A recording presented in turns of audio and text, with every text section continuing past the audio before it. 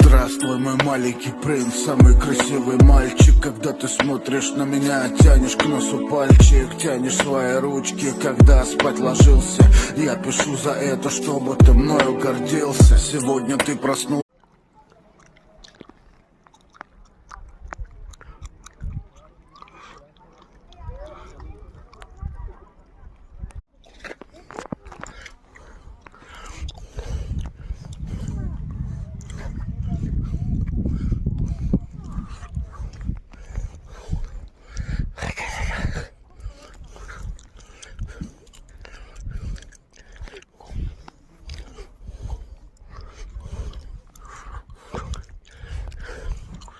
Ах, Вася.